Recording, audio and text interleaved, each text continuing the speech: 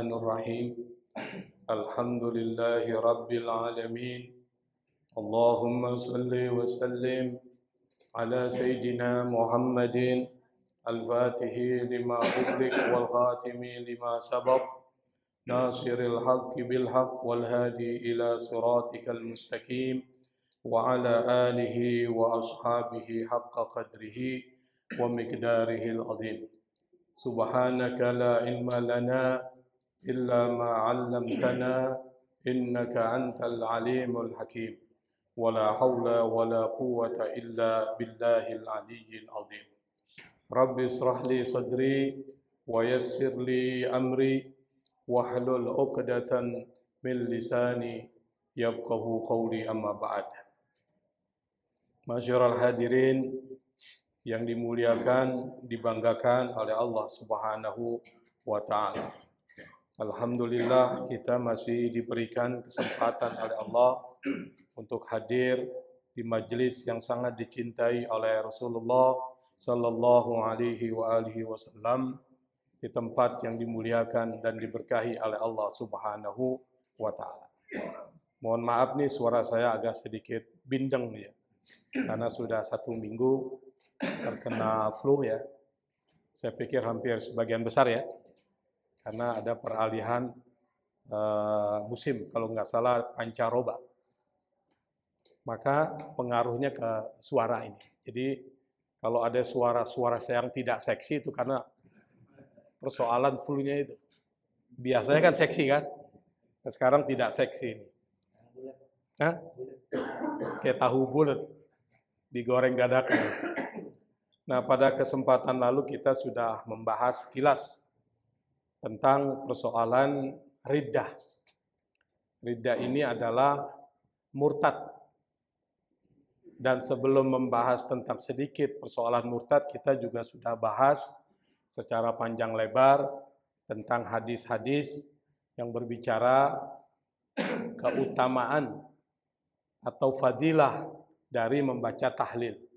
Dan hampir banyak hadis-hadis yang kita bahas dan kita kaji. Bahkan pengarang tidak hanya membahas hadis, tetapi juga beliau menghadirkan berbagai kisah. Yang kisah itu adalah berfungsi untuk memotivasi kita. Jadi salah satu fungsi dari kisah itu adalah supaya kita tertarik untuk melakukan apa yang ada di dalam kisah tersebut. Makanya tidak heran kalau Al-Quran itu banyak kisah. Karena salah satu metode tarbiyah Allah, metode pendidikan dari Allah supaya banyak orang tertarik, itu salah satunya adalah dengan menggunakan metode kisah. At-tarbiyatu bil kisah. Maka penulis kitab ini menghadirkan hampir 3 kisah kemarin yang kita sudah bahas. Mudah-mudahan sudah lupa Pak ya. Hah? Masih ingat ya? Saya juga lupa nih masih ingat. Faslun fir riddati. Faslun itu artinya pembahasan, fasal, bab. Jadi kadang-kala menggunakan bab, kadang-kala menggunakan faslun. Kata faslun ini lalu diambil menjadi bahasa Indonesia pasal. Jadi bahasa Indonesia termasuk bahasa yang miskin kosakata. Karena banyak mengambil dari kosakata, salah satunya dari bahasa Arab. Nah ini faslun. Kalau kita belajar bahasa Arab, faslun itu artinya kelas. Ana fil fasli, saya ada di dalam kelas. Tapi faslun di sini artinya bukan kelas, tetapi adalah pembahasan. Faslun fir riddati, pembahasan tentang riddah. Kata riddah itu dari kata rodda. Rodda yaruddu, artinya menolak, mengembalikan. Itu rodda. Lalu kemudian bentuk masdarnya atau bentuk katanya itu adalah riddah.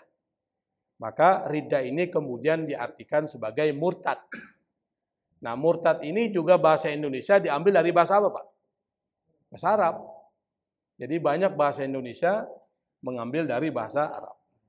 Faslun fir riddati, pembahasan tentang persoalan murtad. Apa itu murtad dalam Islam? Dalam Islam murtad itu adalah hiya afhasyu anwa'il kufri. Murtad itu adalah salah satu jenis kekafiran yang paling keji. Jadi ada orang kafir memang dari awalnya menolak, tidak mau menerima Islam. Ada orang kafir itu menjadi kafir yang sebelumnya Islam. Itu disebut dengan apa tuh? Murtad. Nah, murtad ini termasuk bentuk kekafiran yang paling keji. Makanya nanti hukuman-hukuman yang diberikan oleh Allah itu hukumannya keras. Baik di akhirat maupun di dunia. Meskipun nanti di dunia itu akan ada perbenturan antara hukum Allah dengan hak asasi manusia. Nanti kita akan lihat. Perseteruan antara HAM dan hukum itu nanti akan memunculkan jalan tengah. Ini disebut dengan moderat. Pandangan yang moderat. Kita akan bahas ini. Kenapa dikatakan bahwa riddah ini atau murtad ini adalah salah satu jenis kekafiran yang paling keji? Karena dasarnya adalah firman Allah Subhanahu wa taala. Yang pertama, qala Allah taala, Allah Subhanahu wa taala berfirman, "Innallaha la yaghfiru ay yushraka bihi wa yaghfiru ma duna dzalika liman yasha. Wa may yusyrik billahi faqad dhalla dhalalan ba'ida." Kata Allah, sungguh, pakai inna di sini. Innallaha, sungguh. Inna ini kalau kita belajar bahasa Arab namanya harfut taukid. Kalau kemasukan inna berarti kalimat yang dimasuki inna itu mengandung pesan bahwa ini bukan sesuatu yang biasa. Sesuatu yang perlu kita perhatikan, sesuatu yang serius. Misalnya, innal insana lafi khusrin. Sungguh manusia pasti akan rugi. Jadi menggunakan dua itu, inna dan lafi, la-nya itu. Itu namanya harfut taukid. Kata Allah, apalagi yang ngomong Allah ini. Kata Allah, sungguh Allah la yaghfiru, tidak akan mengampuni. Siapa yang tidak diampuni? Ayyusroka bihi, syirik. Ya, menyekutukan Allah Subhanahu wa ta'ala. Wa yaghfiru, tapi Allah mengampuni maduna dzalik, selain syirik. Bagi siapa? Liman yasha, bagi yang dikehendaki oleh Allah Subhanahu wa taala. Wa may yusyrik billah, kata Allah, barang siapa yang syirik kepada Allah, menyekutukan Allah, faqad dhalla dhalalan ba'ida, maka dia sudah tersesat, dan sesatnya sesat jauh banget tuh, ba'id. Ba'id. Bukan qarib, tapi ba'id. Kenapa di sini ayatnya menggunakan kata syirik? Karena murtad itu sama dengan syirik. Karena orang murtad jadi kafir. Menyembah selain Allah. Misalnya saya beri contoh. Dari Islam masuk ke agama non-Muslim, Kristen. Di dalam keyakinan Islam, Kristen itu dianggap kafir tuh di dalam Al-Quran. Kenapa? Karena menjadikan Tuhan itu terdiri dari 3. Yang disebut dengan apa itu, Pak? Trinitas.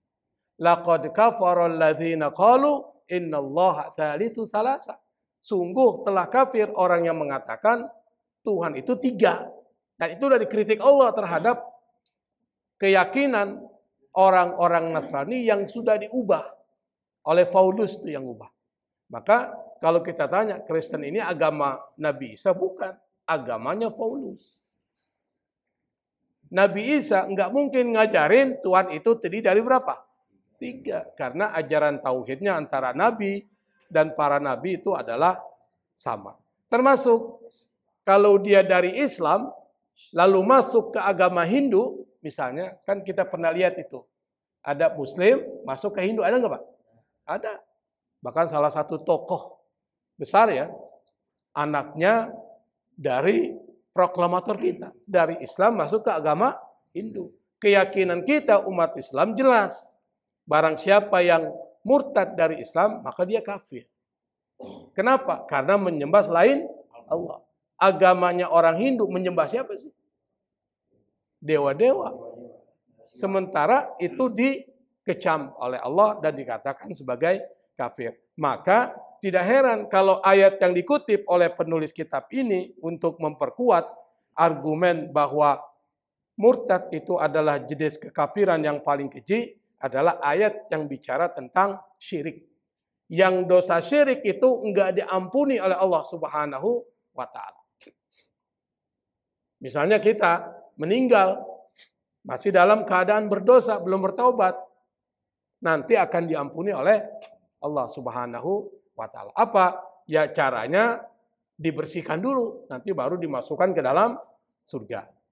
Tapi orang yang syirik itu enggak akan mungkin diampuni oleh Allah dan dia telah mengalami satu kesesatan yang paling jauh. Ya, ayat itu yang pertama. Yang kedua, dikutip lagi ayat yang kedua oleh penulis kitab. Wa qala ta'ala, Allah Subhanahu wa taala berfirman, "Innahu may yusyrik billahi faqad harramallahu alaihi jannah wa ma'wahu an-nar." Sesungguhnya orang yang menyekutukan Allah atau syirik kepada Allah, faqad harramallahu, sungguh Allah telah haramkan alaihi kepadanya apa? Al-jannata, surga. Orang itu enggak akan masuk surga. Padahal tujuan hidup kita di dunia ini yang kita minta kepada Allah itu surga. Coba aja. Kalau kita berdoa kepada Allah, ada satu doa yang diajarkan oleh Allah dan itu jadi doa yang bisa kita katakan wajib kita baca. Apa tuh? Rabbana atina fid dunya hasanah wa fil akhirati hasanah wa qina adzabannar. Di ayat di terakhir itu wa qina adzabannar. Pelihara kami dari siksa neraka. Berarti maksudnya adalah masuk ke dalam surga. Itu namanya mafhum mukhalafahnya seperti itu. Pemahaman terbaliknya seperti itu. Orang yang musyrik kepada Allah, kata Allah, tidak akan dimasukkan ke dalam surga, otomatis tempatnya di mana, Pak? Neraka. Logika terbaliknya gitu. Wa malid zalimina min ansar. Orang-orang zalim itu enggak ada ansar, penolong. Dan enggak mungkin mereka akan mendapatkan penolong. Bahkan setan atau iblis yang mereka jadikan sebagai penolong pada saat ketika di akhirat nanti mereka akan melepaskan diri dari orang-orang tersebut tuh. Bari'un minhum anna bari'un minhum. Saya melepaskan diri dari mereka. Kata orang-orang yang telah disesatkan oleh iblis, mereka minta pertanggungjawaban. Apa? Saya aja nggak bisa menyelamatkan diri. Kata iblis, apalagi menyelamatkan kalian. Kalian sendiri yang salah. Kenapa ikut saya? Bahaya nih, Pak. Makanya di dunia ini jangan main-main, Pak. Harus selalu ingat bahwa hidup kita ini sebenarnya mau kemana sih? Apakah hidup kita ini memang tujuannya ngejar dunia ya? Kita pikir-pikir aja. Dunia ini sementara. Kita hidup ini nggak lama. Masa selama hidup di dunia yang tidak lama ini kita sibuk dengan dunia, lupa dengan akhirat. Kalaupun kita sibuk dengan dunia, tapi ingat, semuanya diarahkan untuk kepentingan akhirat. Itu penting, niatnya diubah. Itu yang kedua. Penulis kitab ini juga mengutip ayat yang ketiga untuk memperkuat pernyataan dia bahwa murtad itu adalah bentuk kekafiran yang paling keji. Apa ayatnya? Adalah surat Al-Maidah ayat 72. Wa qala ta'ala, Allah berfirman, wa may yartadid minkum an dinihi, barang siapa yang murtad dari agamanya, fayamut, lalu dia mati, wa huwa kafir, sementara dia kafir, fa ulaika habitat a'maluhum fid dunya wal akhirah. Maka orang itu amal perbuatannya di dunia itu terputus, Pak. Sebelum dia murtad berarti dia Islam. Pada saat dia Islam, pasti dia menjalankan sebagian dari syariat Islam. Berarti dapat pahala nggak, Pak? Dapat pahala. Nah, pahala yang dia dapatkan pada saat dia muslim, lalu dia masuk ke dalam agama non-muslim, maka semuanya terputus oleh Allah Subhanahu wa ta'ala. Terhapus. Lalu ketika dia kembali lagi jadi muslim, Udah terhapus tuh yang satu. Mulai dari awal. Syahadat ulang. Kembali dari awal lagi. Rugi nggak Pak? Rugi. Hah? Oh, mati langsung lebih parah lagi kan? Nah, kita lanjutkan. Wa ulaika ashabun nar hum fiha khalidun. Kata Allah, mereka itu adalah para penghuni neraka dan mereka itu adalah kekal di dalam neraka. Ketiga ayat ini menggambarkan sanksi yang diberikan kepada para pelaku murtad itu sanksi akhirat nih. Bukan sanksi dunia nih Pak. Sanksi yang terkait dengan akhirat. Yang kalau disimpulkan dari ketiga ayat ini, yang pertama adalah tidak akan diampuni oleh Allah dosanya. Itu satu kesimpulannya. Yang kedua, diharamkan bagi dia surga. Otomatis dia masuk ke dalam neraka. Yang ketiga, kesimpulannya adalah amal perbuatan saat dia muslim itu terhapus semua. Ibaratnya sudah dia capek-capek tulis tuh, dia rusak lagi catatan itu dan dia harus mulai kalau dia masuk Islam lagi, mulai catatan yang pertama yang baru. Kalau dia masuk Islam. Nah, perlu dipahami ini sanksi akhirat. Nah, nanti kita akan bahas sanksi dunianya. Akhraja Ibnu Majahin wal Baihaqi an Abi Darda qala. Akhraja itu artinya mengeluarkan. Tetapi di sini artinya bukan mengeluarkan, tapi meriwayatkan. Karena kata kharaja itu artinya keluar. Ditambah hamzah di belakangnya jadi akhraja. Keluar jadi mengeluarkan. Kharaja, khuruj, keluar. Makanya ada istilah di jamaah tabligh khuruj. Keluar. Ada yang seminggu, 2 minggu, 2 bulan, ada 40 hari kan macam-macam tuh. Itu namanya khuruj, keluar. Bukan Bang Toyib, Bang. Kenapa? Oh, jamaah tabligh. Masya Allah. Jamaah Islam. Oh, jamaah Islam. Terus ditambah hamzah, akhraja. Ini kita belajar bahasa Arab sedikit lah. Meskipun umurnya sudah datang 40 tahun, dan setengah mati belajar bahasa Arab kan. Akhraja itu mengeluarkan. Tetapi di sini maksudnya bukan mengeluarkan, meriwayatkan. Siapa yang meriwayatkan? Pertama Ibnu Majah. Ibnu Majah ini adalah seorang ulama kolektor hadis. Dia pengumpul hadis. Nah, salah satu kitab hadis Ibnu Majah adalah Sunan Ibnu Majah.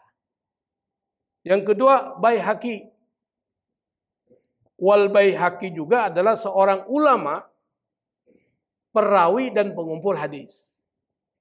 Dan beliau mazhabnya Syafi'i. Imam Baihaqi.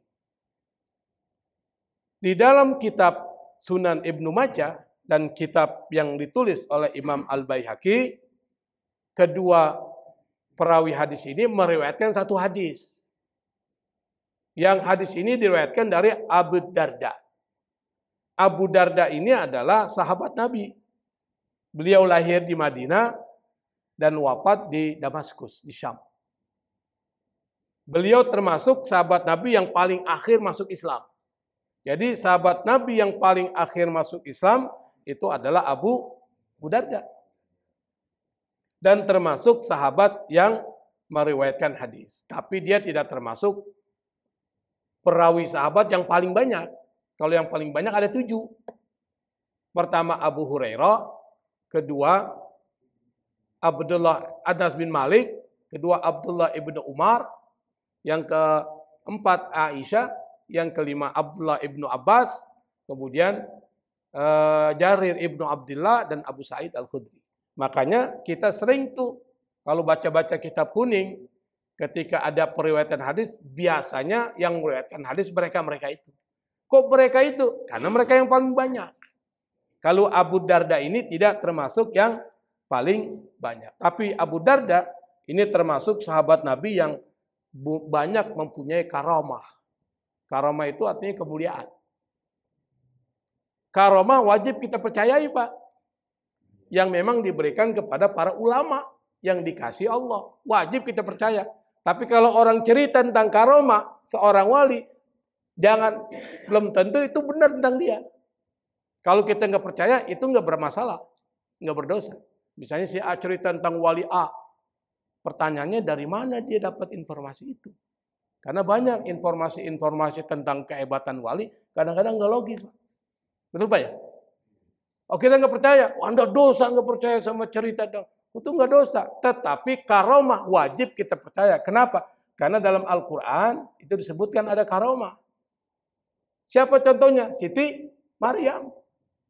Siti Maryam itu diberikan karomah kemuliaan. Kenapa? Dia orang soleh. Kira-kira Anda percaya nggak bahwa Siti Maryam punya karomah Pak? Harus percaya Pak. Karena yang cerita siapa? Allah. Kalau Bapak misalnya cerita tentang seorang wali A kepada saya, karomahnya, saya belum tentu percaya Pak. Kenapa? Karena yang cerita saya dia. Belum tentu benar. Kalau Siti Maryam jelas yang cerita Allah Subhanahu wa Ta'ala. Maka jangan terpukau tuh dengan cerita-cerita itu. Betul. Kalau tidak logis ke pikiran kita, jangan percaya dulu gitu loh maksudnya. Tetapi mempercayai karomah itu adalah sesuatu yang wajib. Karena memang ada. Diberikan kepada kekasih Allah, tapi kalau diberikan kepada para nabi dan Rasulullah, namanya apa tuh? Mukjizat. Nah di sini ada karomah dari Abu Darda. Beliau ini pernah satu ketika menyalakan api di bawah tungku. Di samping Abu Darda itu ada sahabat Nabi namanya Salman Al-Farisi. Tiba-tiba terdengar suara tasbih, subhanallah, subhanallah, dari dalam tungku itu. Kira-kira logis nggak Pak? Dalam tungku itu terdengar suara tasbih. Nggak logis menurut kita kan? Kenapa nggak logis? Mana mungkin kita bisa mendengar. Tapi karena ini adalah wali, maka hal itu bisa menjadi benar. Tergantung siapa yang bercerita. Gitu loh. Tergantung siapa yang bercerita. Di dalam tungku itu terdengar suara tasbih seperti suara anak kecil bertasbih. Kemudian tungku itu dibalik dan dikembalikan ke posisi semula, tetapi tidak sedikit pun makanan yang tumpah dari tungku itu. Salman merasa heran, lalu dia berkata, lihatlah Abu Darda, tidak ada kejadian yang menyamainya. Abu Darda menjawab, seandainya engkau diam, maka engkau akan melihat tanda-tanda kekuasaan Allah yang agung dan menakjubkan, yaitu bertasbihnya mangkuk besar ini. Kenapa? Karena karomah yang diberikan kepada Abu Darda. Sehingga dia mampu mendengar sesuatu dan bisa menyaksikan langsung sesuatu yang menurut logika kita nggak mungkin. Itu namanya karomah. Tapi dalam realitasnya semua makhluk Allah ini bertasbih, kita nggak dengar. Tapi diperdengarkan oleh Allah kepada siapa? Orang yang dikehendaki. Itu disebut dengan wali min auliya illah. Bisa dipahami Pak ya? Nah Abu Darda ini meriwayatkan satu hadis dari Nabi Muhammad SAW. Dia berkata, Ausani khalili Rasulullah Sallallahu Alaihi Wasallam. Ausani ini artinya memberikan wasiat kepada saya. Siapa? Khalili, kekasihku, yaitu Rasulullah Sallallahu Alaihi Wasallam. Apa kata Rasul kepada Abu Darda? Kata Rasul kepada Abu Darda, Allah tusyrik billahi syai'an. Yang pertama kata Nabi kepada Abu Darda, jangan kalian menyekutukan Allah Subhanahu wa Ta'ala. Itu satu pesannya. Pesan yang berikutnya adalah wa in qutti'ta wa hurrikta. Meskipun engkau dipotong-potong tubuhmu ataupun engkau dibakar, jangan sampai menyekutukan Allah Subhanahu wa Ta'ala. Itu pesan pertamanya. Apapun yang terjadi, jangan sampai murtad. Meskipun dikasih 1 dos Indomie, jangan keluar dari Islam.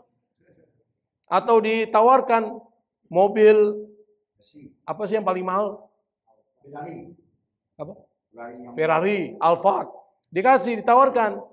Dengan syarat Anda keluar dari Islam. Mau nggak Pak? Tapi kalau benar-benar ada di depan Bapak keluar dari Islam nggak tuh? Enggak, jangan sampai itu mempengaruhi kita sampai menyekutukan Allah Subhanahu wa taala. Itu pesan pertama. Ini penting nih. Betul. Meskipun dipotong-potong, meskipun dibakar, jangan sampai keluar dari Islam menyekutukan Allah Subhanahu wa taala. Itu yang pertama pesan Nabi. Wasiat yang kedua, wala tatruk salatan maktubatan muta'ammidan. Jangan sampai engkau meninggalkan salat secara sengaja, yaitu salat wajib. Bagaimana kalau enggak sengaja? Misalnya ketiduran atau lupa. Kira-kira gimana Pak? Dimaafkan Allah nggak itu? Dimaafkan oleh Allah, tetapi harus mengqadhanya. Itu pendapat fikih.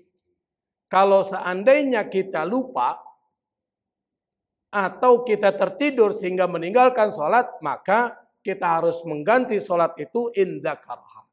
Kalau kita ingat. Caranya gimana? Bisa berurutan, bisa juga tidak berurutan. Misalnya saya beri contoh. Lupa sholat zuhur. Tiba-tiba sudah sholat asar datang. Kira-kira sholat asar dulu atau sholat zuhur dulu? Boleh zuhur dulu, lalu asar, atau asar dulu baru zuhur. Bisa dipahami ya? Kata Imam Syafi'i, asar dulu baru zuhur boleh. Kata imam yang lain, 3 imam mengatakan zuhur dulu baru asar, biar berurutan. Jangan sampai tidak berurutan. Tetapi yang terpenting kita membayar sholat, mengganti sholat, mengqadha sholat. Bagaimana kalau sengaja? Faman tarakaha muta'ammidan, barang siapa dia meninggalkan itu dalam keadaan sengaja, faqad bari'at minhu dhimmah, maka itu diserahkan kepada Allah orang itu. Artinya apa? Sudah itu urusan Allah. Kalau orang meninggalkan sholat karena sengaja, lihat motifnya. Kalau motifnya itu adalah mengingkari kewajiban sholat, dia mengatakan sholat enggak wajib, saat yang sama dia sudah murtad. Atau dia mengatakan puasa enggak wajib tuh, maka dia sudah murtad. Kenapa? Karena mengingkari kewajiban sholat. Mengingkari kewajiban puasa yang emang itu sudah dikatakan wajib oleh Allah Subhanahu wa ta'ala. Orang yang seperti itu nanti kena hukum. Yang disebut dengan hukum murtad. Di akhirat, kalau dia nggak taubat, maka sanksinya seperti tadi itu. Di dunia, kalau dia tidak taubat, nanti akan diberikan sanksi bunuh terhadap orang tersebut. Nanti kita akan jelaskan. Mudah-mudahan masih ada waktu ya. Masih lama ya. Yang berikutnya adalah wala tasrabil khamra. Wasiat yang ketiga, jangan minum khamar. Nanti kita akan jelaskan kenapa. Fa innahu miftahu kulli syarr. Karena kata Nabi, minum khamar itu adalah miftah. Apa miftah? Apa miftah? Kunci. Kunci apa? Miftahu kulli syarr. Kunci semua kejahatan. Makanya Sayyidina Utsman radhiyallahu anhu, beliau pernah mengatakan, jauhi khamar karena dulu ada seorang ahli ibadah, Pak. Cerita ini. Ahli ibadah ini, dia mengasingkan dirinya, hidup jauh dari manusia, dia hanya fokus ibadah kepada Allah Subhanahu wa ta'ala. Tiba-tiba ada seseorang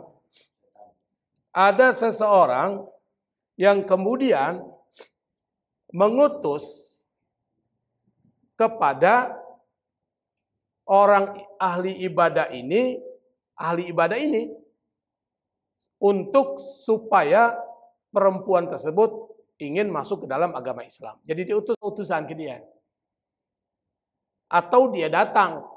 Setelah diutus, dia datang ke rumah perempuan tersebut. Perempuannya cantik.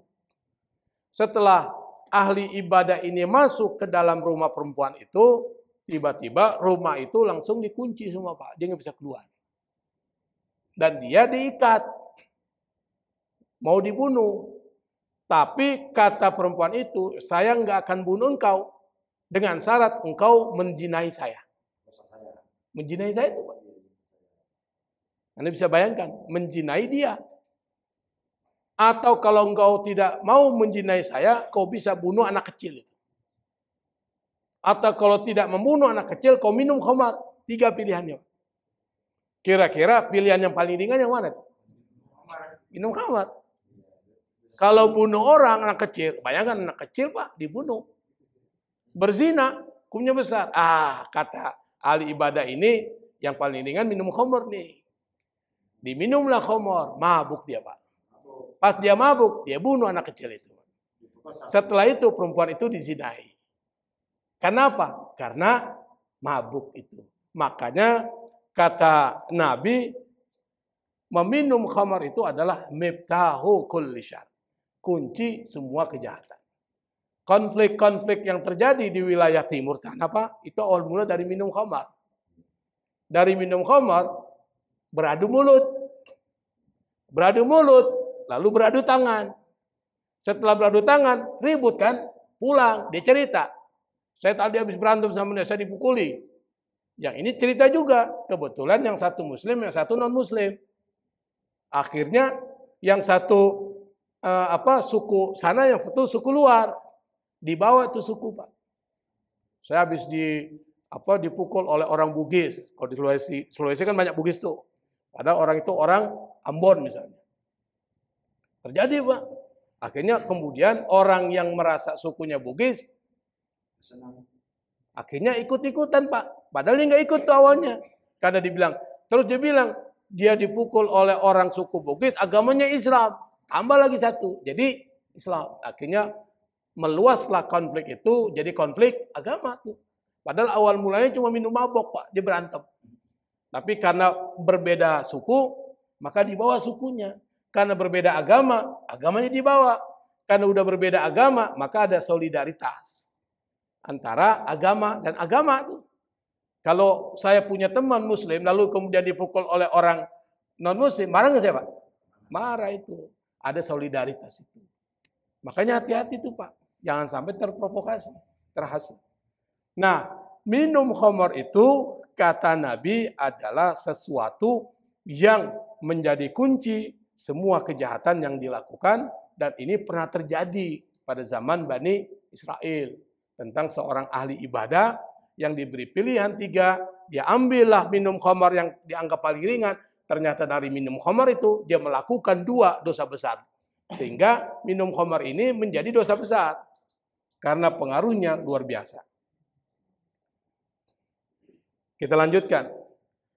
Hadis yang kedua adalah wa Tabrani, diriwayatkan oleh Imam At-Tabrani. Imam At-Tabrani sama dengan Ibnu Majah.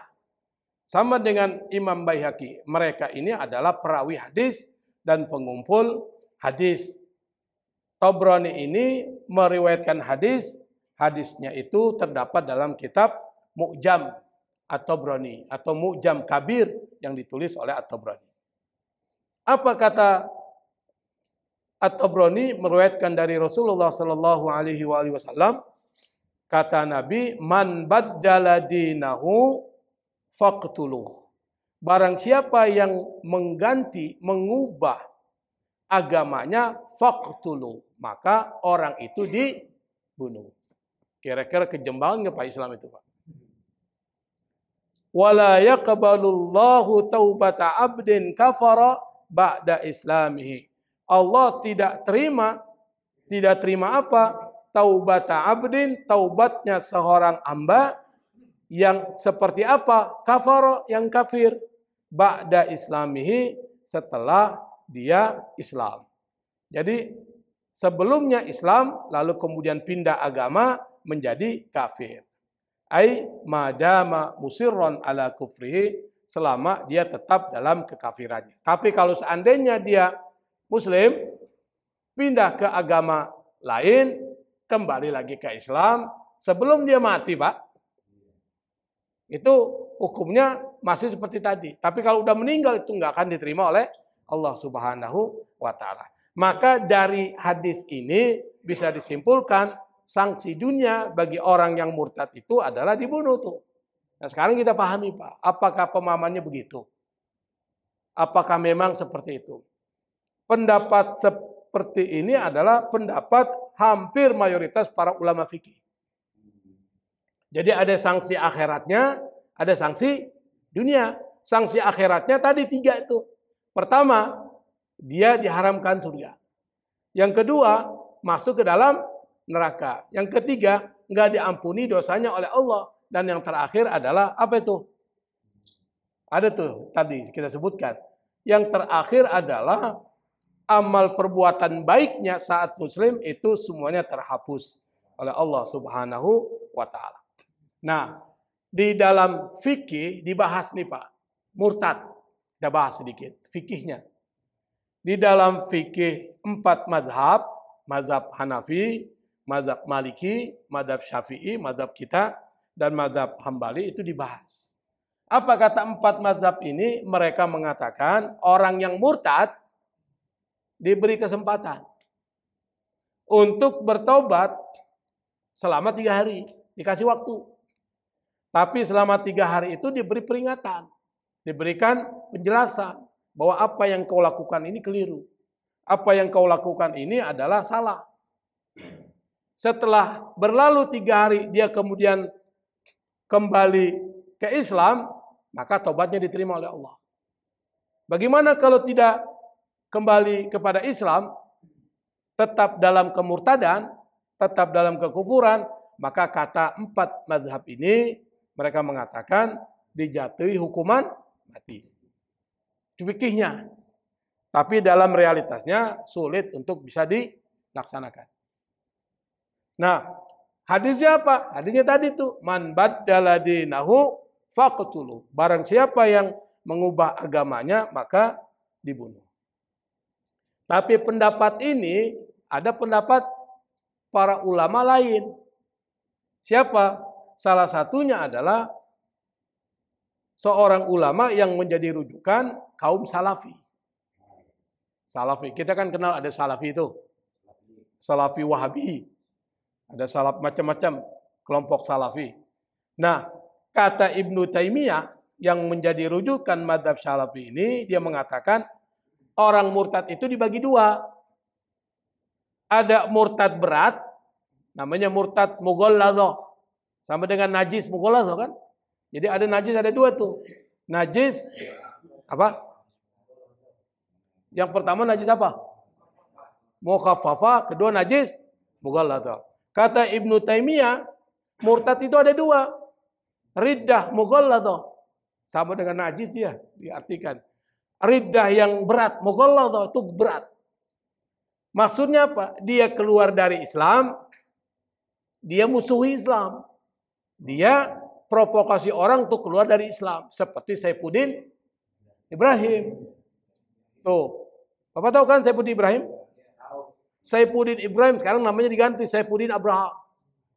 Supaya jangan ada Ibrahimnya kan. Namanya bagus banget, Saifuddin Ibrahim. Dia keluar dari Islam, dia jelek-jelekin Islam. Dia jelek-jelekin Nabi. Nah orang seperti ini namanya riddah mughalladhah. Murtadnya itu murtad berat.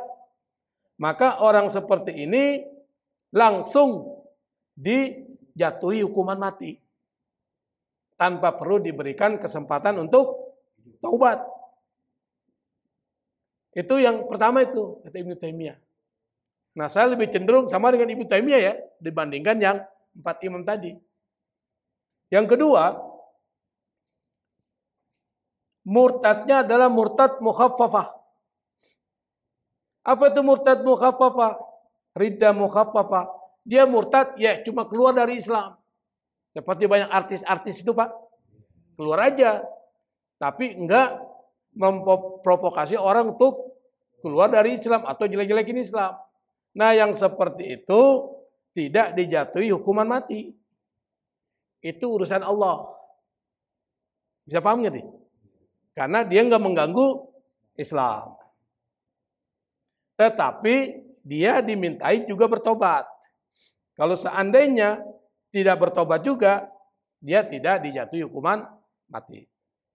Nah, pendapat dari ulama kontemporer, pemikir muslim kontemporer, ada namanya Abid Al-Jabiri. Mungkin di antara jamaah belum dengar, tapi bagi masyarakat kampus ya, yang membahas tentang pemikiran Islam, mereka familiar tuh dengan nama Muhammad Abid Al-Jabiri. Saya termasuk dari masih mahasiswa, banyak kitab-kitab yang ditulis beliau tuh saya baca itu. Memang mengubah pikiran kita menjadi lebih kritis. Tidak menerima semua pandangan kecuali dipelajari, dianalisis, dikritisi. Baru lalu kemudian kita terima. Ini yang pas nih, begitu. Nah, Muhammad Abid Al-Jabiri mengatakan murtad yang model pertama tadi itu maksudnya apa? Dia murtadnya cuma pindah agama. Hukumannya di akhirat. Tidak ada sanksi duniawi. Seperti Ibnu Taimiyah. Sementara murtad model kedua yang dia murtad dari Islam, tetapi memprovokasi orang lain memusuhi Islam, dan menjelek-jelekan Islam, mengganggu Islam, maka kata Muhammad Abid Al-Jabiri, orang seperti itu tidak dikenai hukuman mati seperti yang dipahami dalam hadis. Tetapi orang tersebut masuk kategori orang yang namanya bugot. Apa tuh bugot tuh? Bugot itu artinya mengganggu. Nah, orang seperti itu maka berlaku hukuman yang pertama disilang tuh. Tangan kanan, kaki kiri dipotong. Terus kaki kiri dan tangan kanan dipotong. Itu namanya bugot. Maka dalam fikih ada ahkamul bugot. Tapi tidak masuk kategori hukuman mati. Dia kena hukuman yang disebut dengan hukuman diserahkan kepada atau masuk kategori pemberontakan terhadap negara dan masyarakat muslim. Jadi bukan masuk kategori. Tinggal Bapak menerima yang mana yang lebih logis. Apakah yang pertama harus dibunuh? Kira-kira untuk konteks zaman sekarang logis nggak Pak? Matiin. Langsung dimatiin Pak. Rasional nggak Pak? Tidak rasional, karena kita hidup bukan pakai hukum agama. Kita pakai hukum negara. Nggak boleh kita menghukum orang. Meskipun orang itu murtad, kita bunuh aja lah dia. Nggak boleh Pak. Anda akan dianggap sebagai pembunuh, Anda akan ditangkap tuh. Karena sanksi delik pidana pembunuhan. Biarkan negara. Tapi negara nggak pernah membahas tentang persoalan itu. Itu hak asasi manusia. Jadi hukuman yang paling tepat itu hukuman Allah Subhanahu wa Ta'ala. Kalau dia masuk ke dalam agama non-Muslim, mengganggu Islam, biarkan masuk kategori pidana pencemaran nama baik. Serahkan aja negara. Nggak usah ikut-ikutan seperti itu. Kenapa? Fikih itu bisa berubah. Hadis itu bisa dipahami menyesuaikan dengan konteks perkembangan zaman. Salah satu yang bisa mengubah fikih itu adalah wacana global itu, yaitu hak asasi manusia. Sama dengan sholat. Dulu kita kalau sholat Pak, itu harus rapat itu. Betul Pak ya? Bahkan saking rapatnya kaki kita bisa diinjak tuh. Kan pernah kita rapat diinjak setengah mati kita. Datang COVID Pak. COVID. Tahun berapa itu? Hah? 2019. 2019, 2020. Berubah Pak. Yang biasanya kita rapat tuh, kita bilang sawu sufufakum, rapatkan barisan fa inna taswiyatas sufu min tamami shalah. Karena merapatkan barisan itu adalah kesempurnaan salat. Datang Covid, harus jarak 1 meter. Berarti yang sudah pasti itu yang kita anggap sempurna, jadi tidak sempurna. Hukum berubah. Dan itu biasa. Negara Arab Saudi melarang orang melaksanakan tawaf satu tahun, 2 tahun itu nggak ada tawaf, Pak. Hah? 2 tahun tidak ada haji, tidak ada umroh. Setelah itu baru dibuka, diaturlah penjarakan. Jadi bagus tuh, rapi, orang tawaf rapi, enak dilihat. Nggak seperti sekarang. Zaman saya tuh setengah mati begini waktu saya tawaf kan, rapi, enak. Artinya apa? Ternyata yang kita anggap sudah pasti berubah, Pak. Makanya di dalam persoalan fikih itu mengikuti perkembangan zaman. Saya pikir itu ya, tadi saya dengar sudah ada suara. Tanda-tanda sudah isya ya. Mudah-mudahan kita akan membahas nanti pembahasan berikutnya tentang apa sih yang masuk kategori murtad. Apakah yang kita lakukan ini bisa masuk murtad atau tidak? Ini perlu kita pahami. Dan apa yang dilakukan oleh orang, apakah bisa kita anggap murtad atau tidak? Itu penting supaya kita bisa memutuskan orang ini murtad nih, orang ini mau keluar dari Islam. Kita punya standarnya untuk mengukur itu.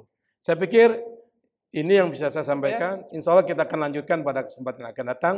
Wallahul musta'an. Wassalamualaikum warahmatullahi wabarakatuh.